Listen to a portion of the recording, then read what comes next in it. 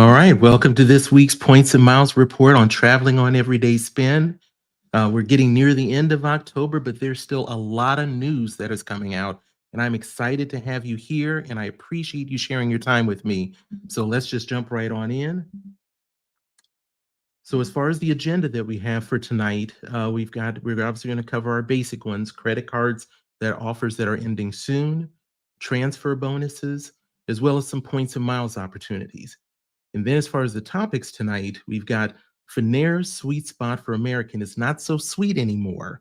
And we're going to talk about some changes to the to the chart for that. And then we're going to talk about Frontier and Spirit merger revival. We obviously have heard about Spirit and that Frontier was originally interested in them, and then JetBlue came in that got killed. And so now we need to talk about what may be going on according to the Wall Street Journal. Then we have Capital One, SavorOne family rebranding, which is a lot about nothing, but we do still have to touch on it since we're now going to have two Capital One savers. And then we're going to talk about Miami Art Week as it relates to the Sapphire Reserve and having the Capital One and what they might offer if you might be traipsing down there. Then we're going to talk about the new Japan Airline credit card, which is a bit interesting, but not interesting at the same time. And then we're going to touch on the Citi new transfer partner, which is the preferred hotels and resorts, which we have talked about from time to time as it relates to choice hotels, but we'll talk about that. And then we're going to talk about the reopening of the Ritz Carlton Al Wadi Desert location, which has some really nice improvements that have been done to it. And then we're going to touch on Postcard cabins by Marriott. Very interesting article that I was reading in 1 Mile at a Time that we need to take a look at. Then we're going to talk about a couple of changes that are going on in Vegas. We're going to talk about the Venetian and IHG being no longer. And then we're going to talk about the W opening up in Las Vegas for Marriott at the end of 2024. Then we're going to touch on Newark having some significant airport lounge updates.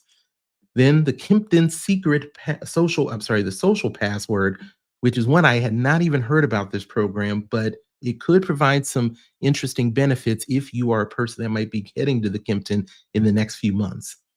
Then we're going to look at Oman Air being bookable with Qantas. And we talked about Oman Air recently as it relates to being able to book with Alaska miles, but now we have Qantas being involved as well.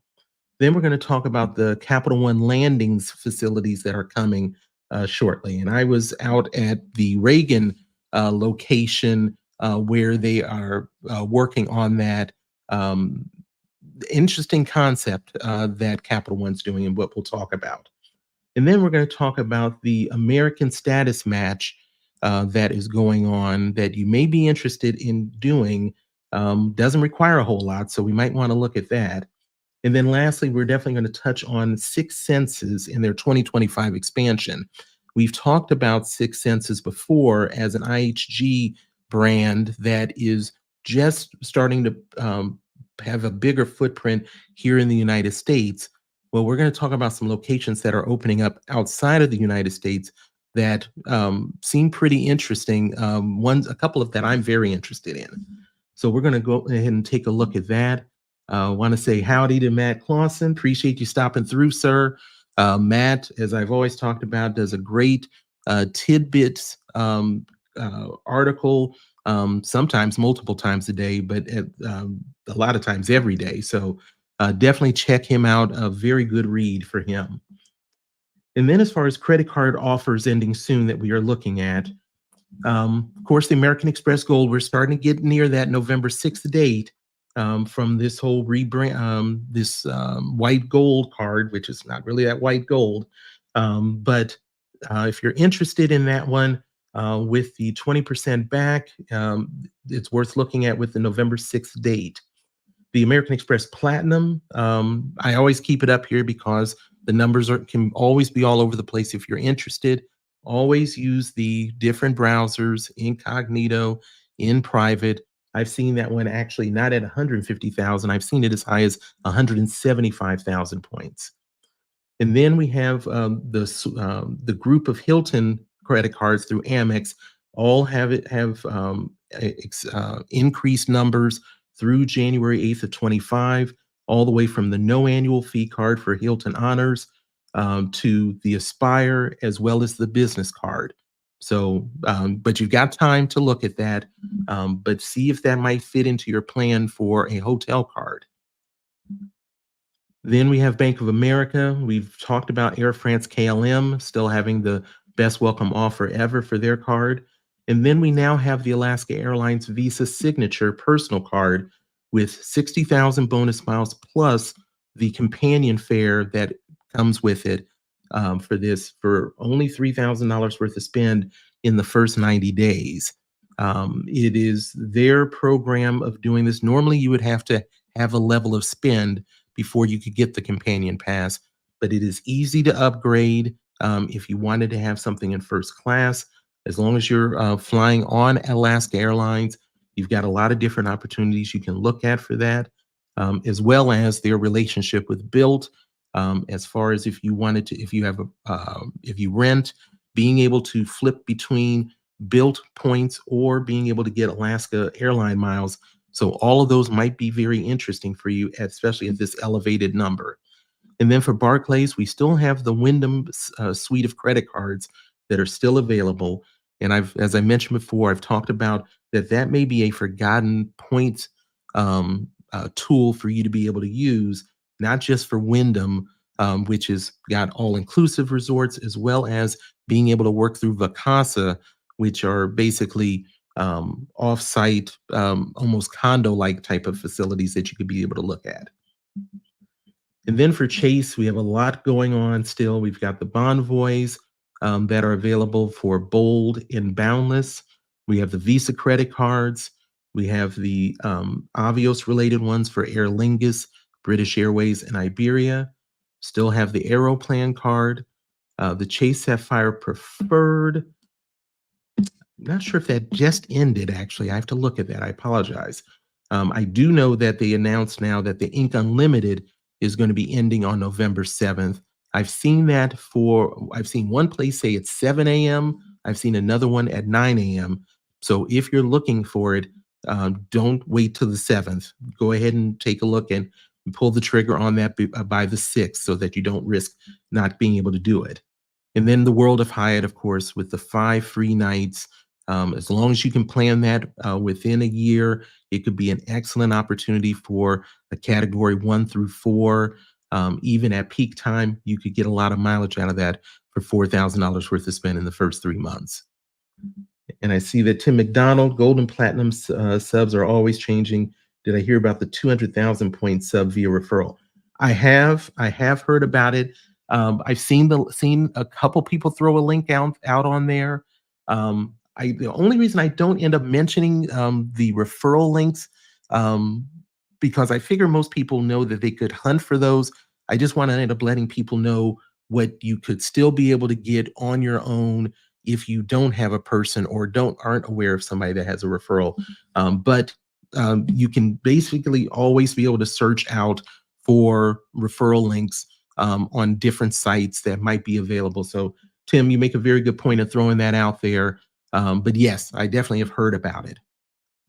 And then lastly, the 2 Citi credit cards, Strata Premier, I think that's just a standing offer at this point. And then the Business Advantage being at 75,000 miles for $5,000 worth of spend in the first 5 months. So definitely opportunities for credit card. And then as far as transfer bonuses, we have a few. We've got Flying Blue through Amex at 20% through November 10th. We've got British Airways, Iberia, and Aer Lingus at 30% through the end of this month through Chase. Marriott has 50% through November 15th, and then Virgin at 40% through November 30th.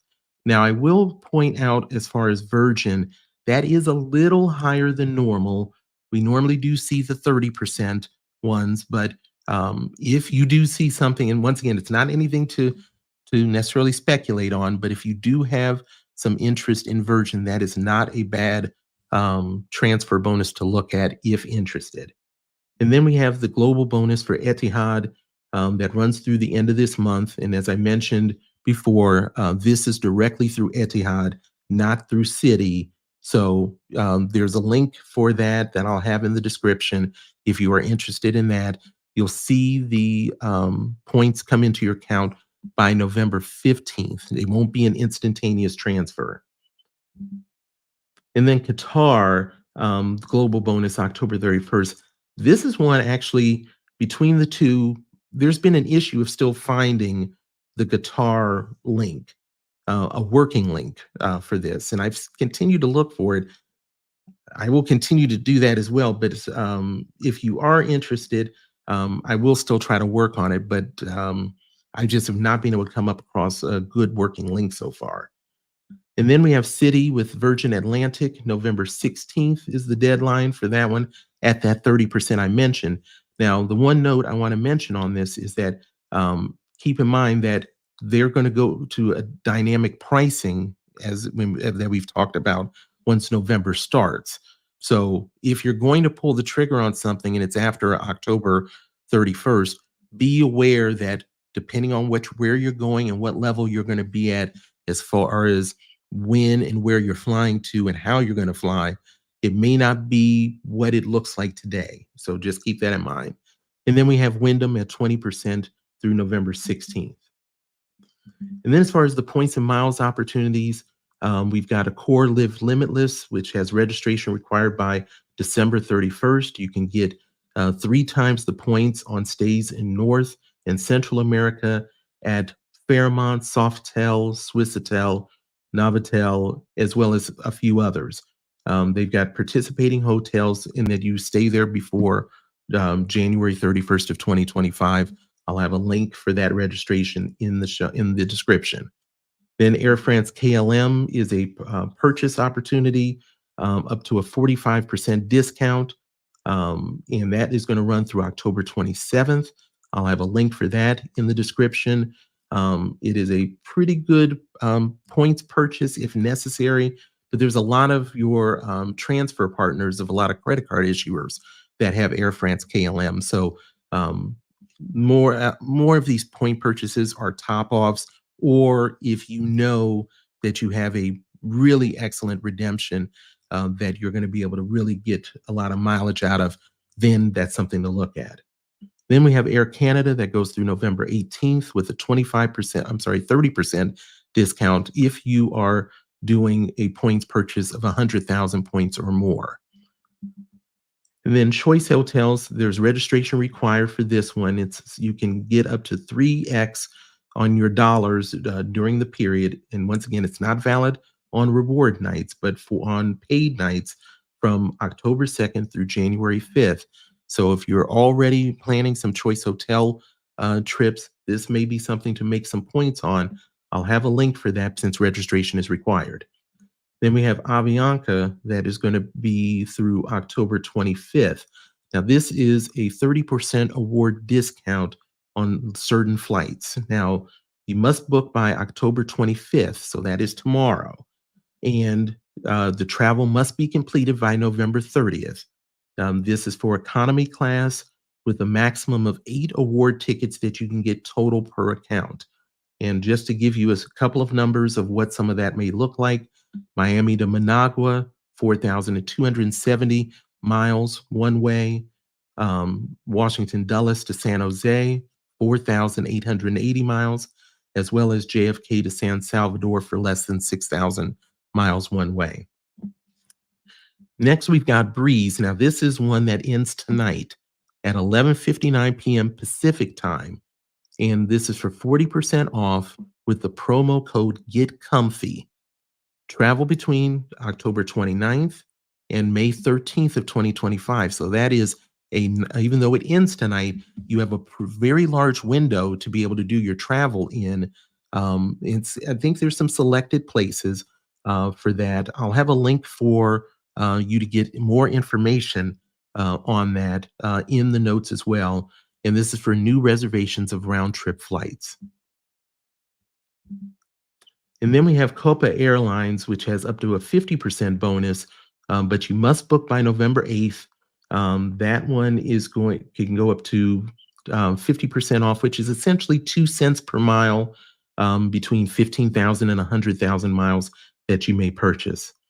Then we have IHG for up to 80% bonus on purchasing points. It depends on just your account.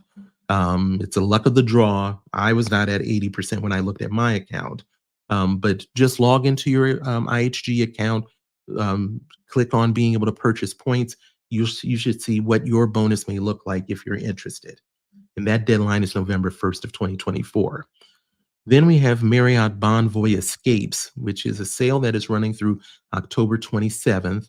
The sale only applies to stays from October 28th through November 17th, and it is for a 20% discount on select locations on paid stays. But keep in mind, if you look at doing any of this, reservations are not changeable and non-refundable. So definitely know if you're interested in going, but it's got a pretty good variety as far as the locations as well as the level of hotel. It does get to some Westons and some W's that would include for this. And then the last one I've got is Amtrak, which is an interesting one. So this is for a roomette free companion flash sale. And this is deadline for booking is October 31st. The travel must take place between November 24th and January 2025. And you can save between $200 and $900 depending upon the route and the distance. And so the roomette is the lowest level one where you have the bedding as well as including meals. So if you've ever been interested in Amtrak, might be something to take a look at if the timing works out for you. It is a short window though. So now let's move on to Finnair being a sweet spot for American, but not as sweet as of this week.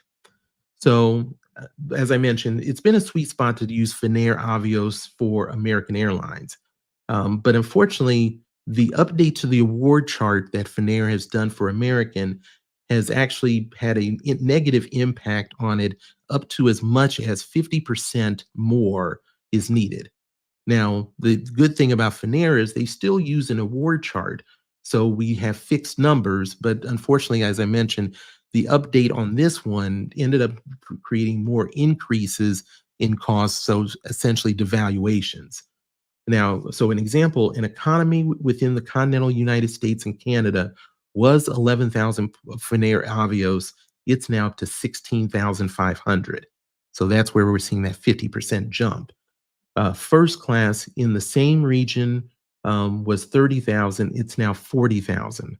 So now, if you're doing it through Alaska, being able to transfer to them, there are still a few redemptions that are still lower, such as the economy within the continental area. That one is still around 11,000 points. And there's a couple of other spots.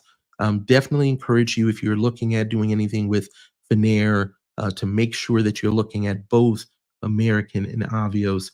American as well as Alaska. Now, as far as thoughts, to me, it's the circle of life. We get one good thing for points and miles, and it gets reduced or taken away at some point. It just is the way that our hobby works. So I don't get frustrated by it too much. It's just a matter of, did I get a chance to be able to utilize it when I could? And so on the Finnair site, you can only book award flights online, even though they're part of One World. British Airways, Cathay Pacific, Iberia, Japan Airlines, Qantas, and Qatar. Those are the only ones you can do online. If you're trying to do any of the other One World member ones, you have to either use their online chat or you have to call. Ideally, you're going to want to be able to chat rather than contacting them in Finland and looking at surcharges for booking over the phone. But you don't get any surcharges if you're booking through the chat.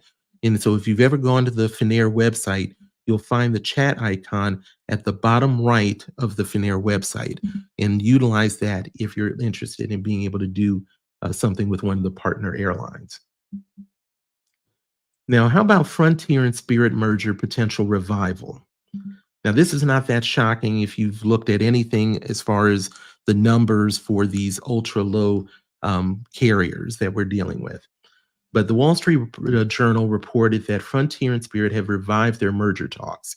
Now, back in 22, Frontier had announced that they plan to acquire Spirit, but shortly afterwards, JetBlue jumped in and was looking at acquiring them for $3.8 billion, which, at this point, we all know was blocked by the Department of Justice.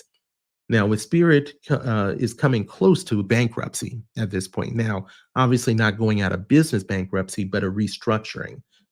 This potential merger would be viewed as as part of a restructuring of debt and other liabilities.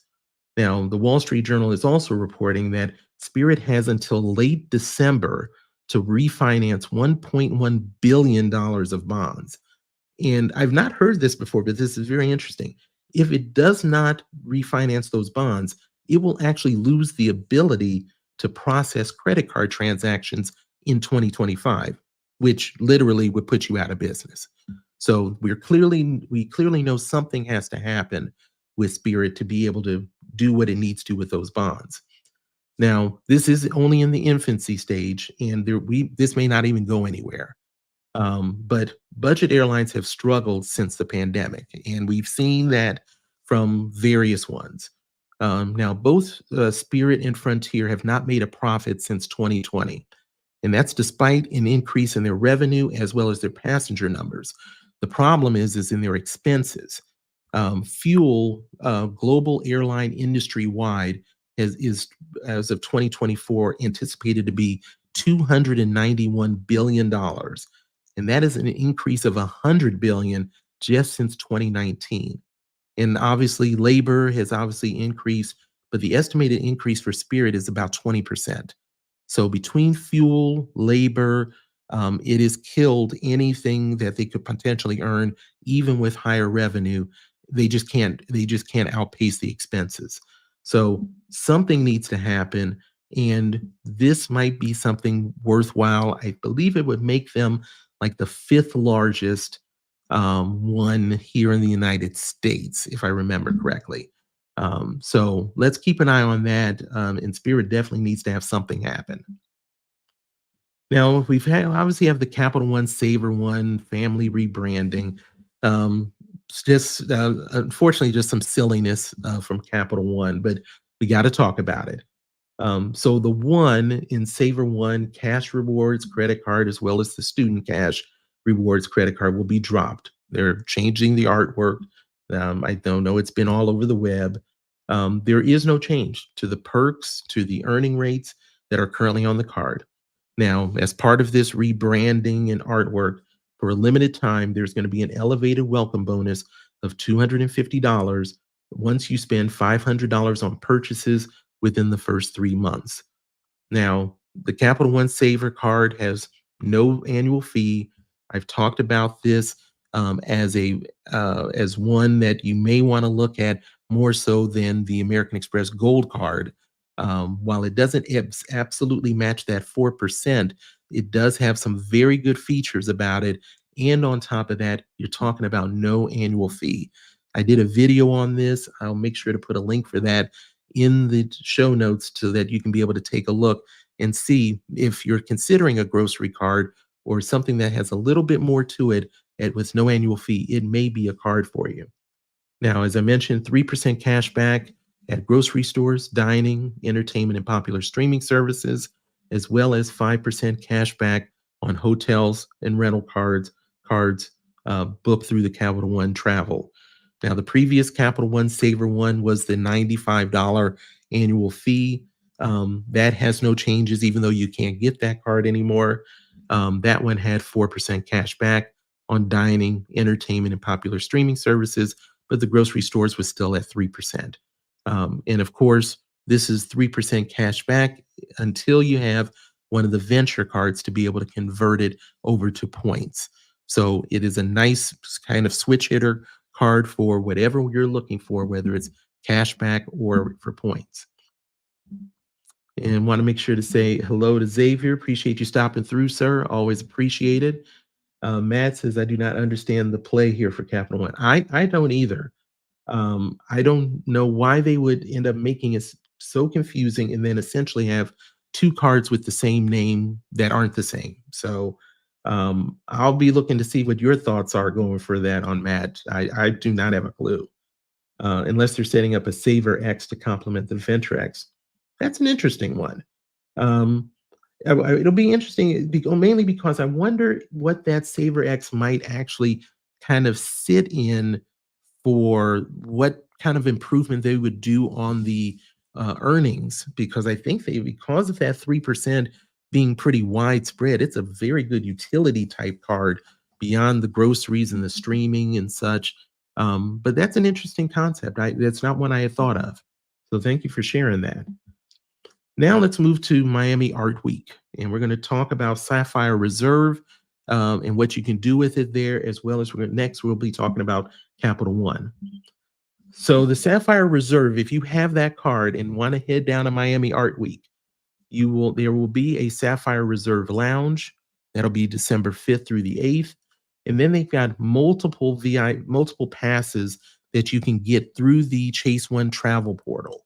You've got a VIP pass that'll be available. There'll be a night at the museum in VIP pass, a scope party in VIP pass, a Fana art opening night party with Fatboy Slim on December 3rd with a private VIP balcony.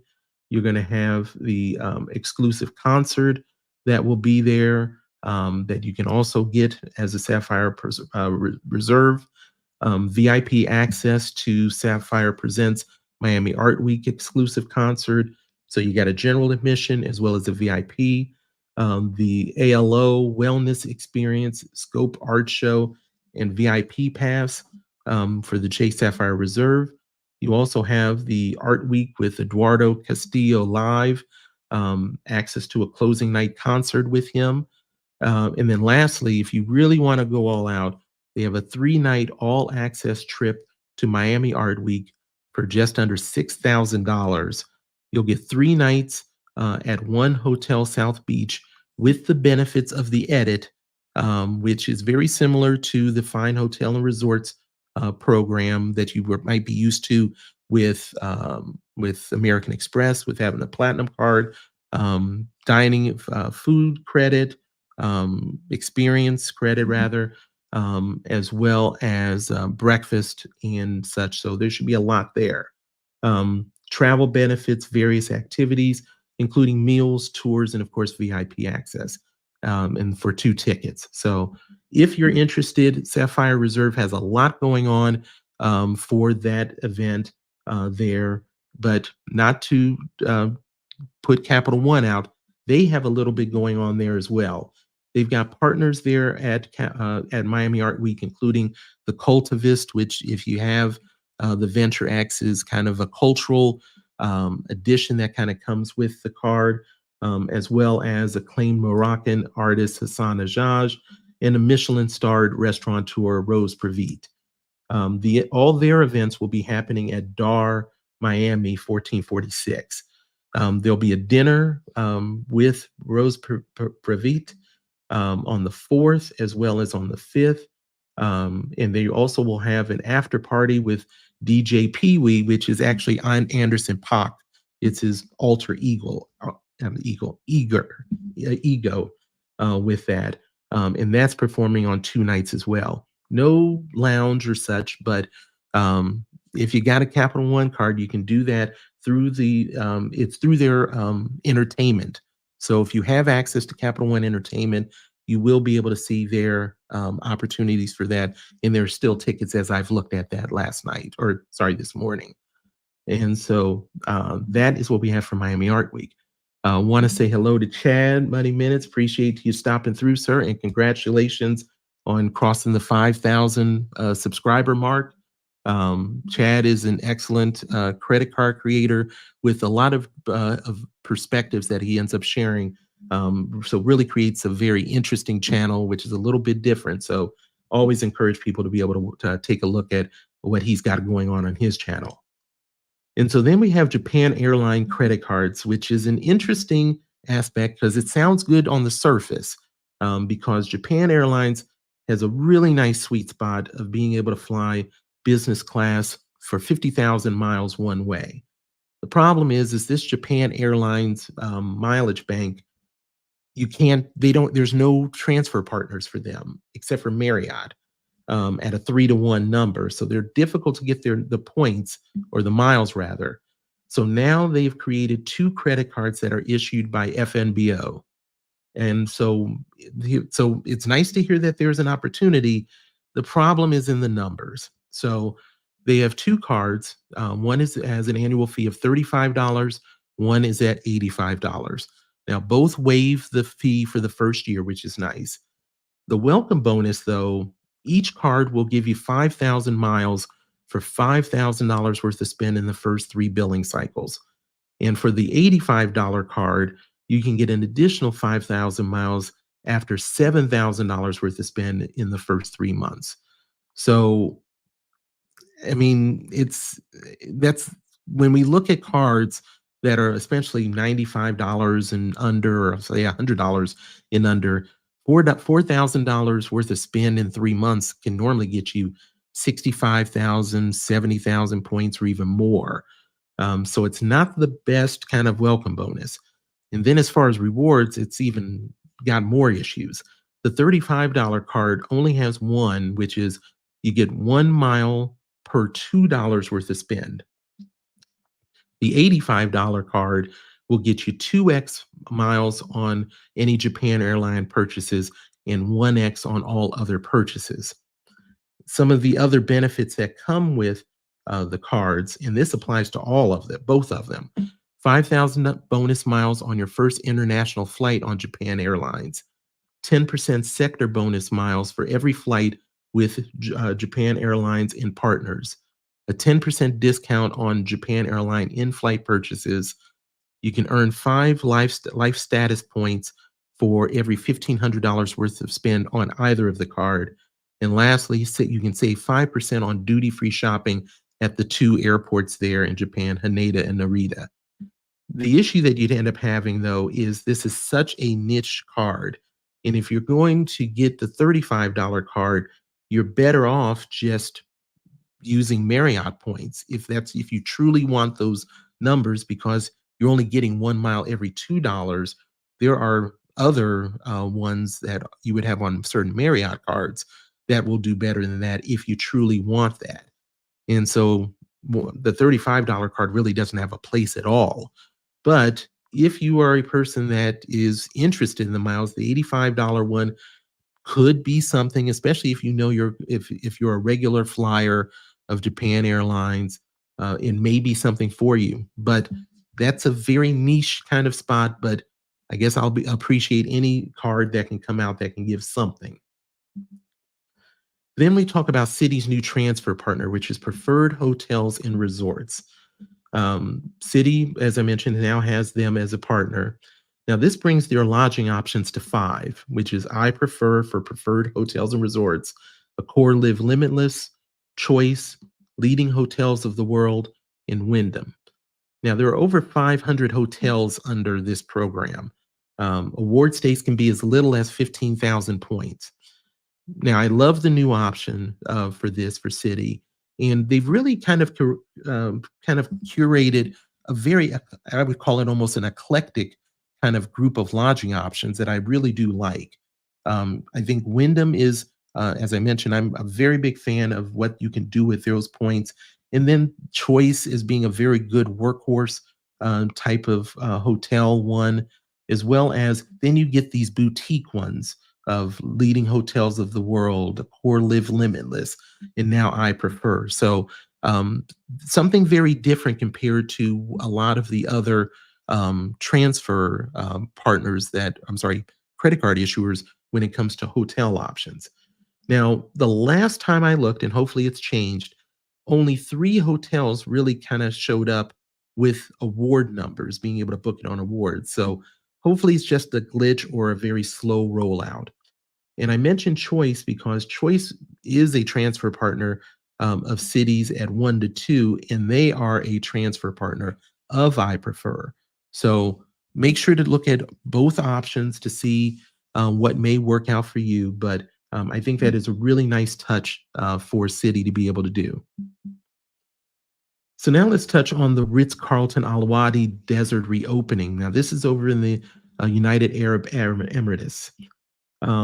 This location is just reopening, and they did some significant refresh, adding new villas, dining options, and entertainment. And if you've seen pictures of this, I mean, it is literally seemingly sitting out different villas out in the middle of the desert. It is an interesting layout that they got over there, and of course, it's a Ritz-Carlton, so that says a lot. Now, the resort is an hour's drive from Dubai, and Ritz-Carlton has 5 different hotels there in the country. The signature villa that they now developed is a 9,000 square foot suite with butler service. I've not seen the pictures of that yet, but I'm looking forward to seeing it. Since I won't be able to be in it, I'd like to see some pictures. Now, this is one of the better sweet spots in the Middle East for Marriott Bonvoy points because award points start at only 70,000 during the low season, which is between April and October. Cash rates can range for the basic room from $400 to $1,000 a night. So if you got some interest of going out to the UAE and want a kind of a different setting, a different kind of thing, this might be one for you, especially if those points, if you're going low season at only potentially as low as 70,000 points a night. And then Postcard Cabins by Marriott was a very interesting read that I did on 1 Mile at a Time. And this came up because a company called Getaway announced that it was changing its name to Postcard Cabins. And one of the readers of 1 Mile at a Time kind of raised that topic to the person that they hadn't heard about it and the changing of the name. And so one of the people with 1 Mile at a Time actually went to the US, looked on the website for the US Patent and Trademark Office, and found that Marriott owned that name since September 30th. So Postcard Cabins is in the nature accommodation space, and they provide nature-focused tiny cabins. They've got 29 locations, which are essentially within 2 hours of major US cities. And we've talked about many times of this nature-based component that some of these hotel brands are looking at. We've got Auto Camp with Hilton, and we've got Under Canvas with Hyatt. Now, I actually went on their website, and one of their locations is in my state, and it's actually in a state park. In the state park that, for me, is one where they've got numerous cabins because between the state park and the forest, it's about 10,000 acres. And so there's a lot of different entities that rent out cabins, and they just happen to be one as well. So they've got tiny cabins, which seem to, it's a smart place of where they're having these locations. And I think we can probably look forward to this really actually coming out to show a partnership with them based on the information that came from 1 Mile at a Time. So I definitely want to give them credit on that. So now let's talk about some changes in Vegas. So we got the Venetian Las Vegas, has been with IHG for a long time, and that will be ending at the end of this calendar year.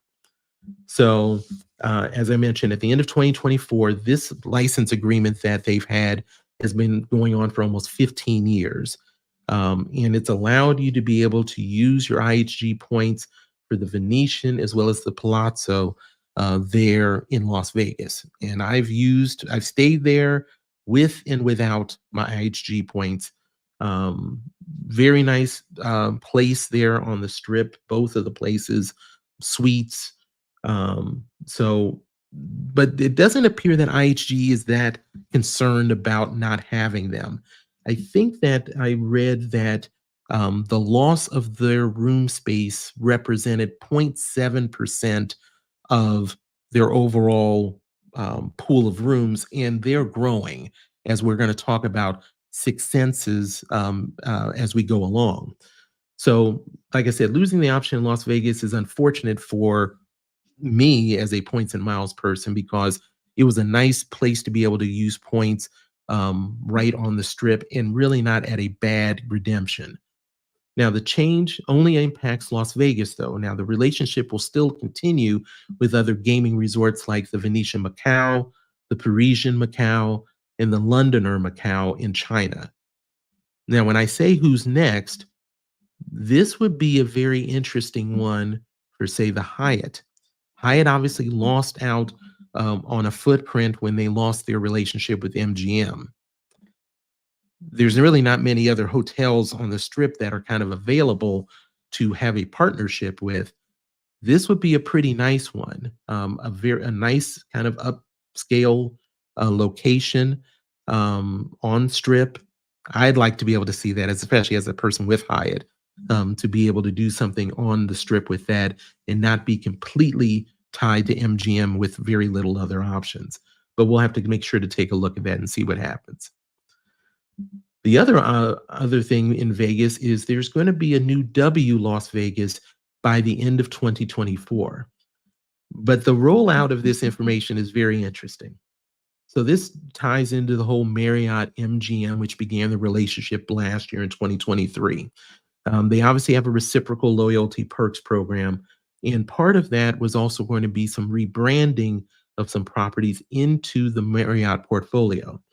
And so we're seeing this example with the rebranding of the Delano that is part of, obviously, the Mandalay Bay. But the interesting thing about it is they didn't mention the Delano at all. The exact words that they used was that they're the iconic property on the Las Vegas Strip that's located on the Mandalay Bay campus. There is nothing else there in Mandalay Bay but Mandalay Bay and Delano. They even actually show a rendering of the picture of the hotel. And if you've ever been to Vegas or ever seen the Delano, it is an all gold looking building. And that is exactly what they showed with the W on top versus Delano. So I don't know what the purpose of that whole thing was. It's kind of silly, but I guess that's the silly season we live in. Now, the addition of the W will bring to partnership locations for MGM with Marriott, it brings it to 12. Now, Nomad at Park MGM is likely the next for rebranding because Nomad is now an affiliated brand of Hilton. So the more things change, the more they stay the same with things going on. But I think that will be interesting. They didn't mention of some massive refurbishing at this point or renovation. It's been a long time since I was at the Delano. Really kind of more of a basic kind of place. And because you're so far down strip, not necessarily the best location either. So it'll be interesting to see what Marriott tries to do to kind of raise that level up for that hotel. So now let's talk about Newark Airport. There's a lot of lounge updates with them. Now, Terminal B is in need of a lot of different fixes. I've not been to Newark Airport as of yet, but from everything I've read about it, everything from low ceilings to other things that need to get done over there. It's interesting that that there are so many leases that are going on now with lounges. And so I wanted to bring 3 new ones to your attention. So La Compagnie is the named lounge for Lounge and Company. It was the previous location of the Virgin Atlantic Clubhouse space that closed in 2023. Now, not much has changed there. It's still the same decor, but they will renew their lease. The lounge is 5,000 square feet. Over the next 7 years, they're going to be paying nearly $8 million in rent, but they also have to put in at least $1.9 million to refurbish the lounge. So if you've ever been there, that is going to be a welcome change from what I've read and seen. Then we've got British Airways that will be investing at least at $8.5 million to fully rehabilitate and refurbish their lounge space. They got a new 7-year lease that will be close to about $13.2 million. And then Air France comes in. They just returned as a carrier to the location as of December 2022, after being gone for nearly 10 years. Now they're going to open their own new lounge. The lease will be executed around January 1st of next year. The space will be a little over 6,000 square feet. but they're not saying, or that it's not known where it will be located within the airport. Now, the 7-year lease is going to be generating about $13.4 million, dollars, and they have to invest at least $3 million into that lounge. So it'll be a nice addition for that. And then, of course, what had already been announced is that the Centurion Lounge will be slated to open there in 2026, but it's going to be in the brand new Terminal A, and it's going to be 17,000 square feet, and it is on a 15-year lease that started back in 2021. So if you're a person that is going through Newark Airport, you're going to have either new or some refurbished lounge options over the next couple of years. Now, for the Kimpton social password, I've stayed at Kimpton, but I've never heard of this program. So Kimpton is part of IHG, and so they have a rotating social password that will provide you some perks during your stay. All you do is just say the password to the front desk agent when you check in. And the social password for stays between November 1st and January 31st, and I almost feel like it's the secret password, and I should whisper it. It's giving. That is the phrase. It's giving. Now, their whole goal for this process is to increase engagement between the customer and the hotel.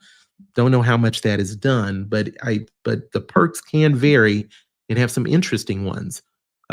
Perks could include complimentary parking, complimentary breakfast, complimentary upgrades, a bottle of wine, which is commonly from their nightly complimentary wine reception, a free IHG One reward points, complimentary cocktails at the bar, a food and beverage credit at an on-site restaurant, a welcome amenity, or potentially free in-room movies. Now, from what I've read, it looks like if you're a bit higher on the food chain as far as status, you might see more than a couple of perks compared to other ones, or different type of perks, but you won't know until you get there. So if you are having Kimpton travel between November 1st and January 31st, make sure to tell that front desk agent it's giving. They should know exactly what it means. Now, as far as the next topic, Oman Air, we talked about this, especially with Alaska Airlines, but now we need to talk about it being bookable with Qantas. So we have the opportunity to book Oman Air through Alaska Air Miles, Alaska Mileage Plan, which I mentioned a while ago. Now, as of October 22nd this week, you can now redeem Qantas for Oman Air. Now, Oman Air really has significant presence in Europe and South Asia. It's a small, I won't call it a boutique airline, but it's a small airline system with 40 aircraft, but they fly to 40 different destinations and more around the world. The unfortunate part is they don't serve the United States directly at this point, but with their 787-9, it does have the distance capability to get to the United States. So let's hope for that in the future. So as far as a couple of routes from Muscat, Oman, you can go, it serves London, Paris, Frankfurt, Munich, and Milan in Europe. And they just have gone to these business class Apex suites, and they are phasing out their first class, I believe. So it is a lie flat seat within a 222 configuration. Now, as far as some different thoughts, even with limited routes, Oman Air is definitely on my radar. I really like, they've got a very good reputation for their service, their meals, and they've upgraded their business class setting, and there can be some pretty good numbers to be able to look at. One of the things that I will probably try to take a look at, maybe not next year, but maybe the year after, hopefully, is I could see going from the United States, flying out of Chicago, taking Iberia in their business class option, which is got some very good rates on it. It's a nice sweet spot. Take that to Milan, be there, and then go from Milan to Muscat, and then stay there for a few days, and then stay in Milan for a few days. It's not a short flight, though. It's 6 hours, I believe, to fly between the ones. So it's not a short one, but I would really be interested in kind of seeing that. And I've not been in the Middle East yet, so curious of what you all's thoughts are on that. Now, Qantas points are obviously much easier to get than Alaska, even with Alaska expanding with the whole Hawaiian as well as dealing with Built, because Amex, Capital One, and Citi all deal with Qantas. It's a distance-based partner reward chart, and like I said, we should see even more options and opportunities as once they fully join One World. And so let's take a look at the Capital One landings that are coming. Um, while there are only 3 Capital One lounges in the country, in the United States, DFW for Dallas Fort Worth, Dulles, IAD, and Denver, they've all been well received. I've not had the opportunity to visit any of them, but I am going to be having a few hours to be there at Dallas Fort Worth when I come back in the country at the end of the year. But now they're bringing a unique offering called Capital One Landings. And the dining experience is being curated by the Andres Group, which is currently already working with Capital One's Lounge's dining program. The 2 locations are going to be Reagan Airport at Washington, D.C. It'll be a 5,400 square foot one in Terminal 2 near Concourse D. And the second location will be LaGuardia, with nearly double the size at 10,700 square feet in Terminal B. Now, that location will have an indoor-outdoor layout with the opening date being unknown for them. The one at Reagan is literally, and I walked right past it only a few months ago when being in New York. It is in the middle of the facility, so it's not going to have an outdoor setting. I don't see how it can, but their focus is going to be on a kind of a higher level type of food experience. Now, as far as access, we don't really know all of the criteria of who and how you can get in, but it's already been confirmed, as you can imagine, that if you have a Venture X, you'll have unrestricted access. Now, as far as Capital One, they have been on a slow start with these lounges, but they continue to add value with these offerings. And the Capital One landings are going to provide a unique high-end airport dining and lounge concept, is what they're referring to it as. And their goal is to have a 5-star dining atmosphere in the heart of the airport. Now, these locations are going to be ran by Plaza Premium. So keep an eye out for those 2 locations, and let's continue to see what Capital One is going to be able to do. So now let's move to the American Airlines status match.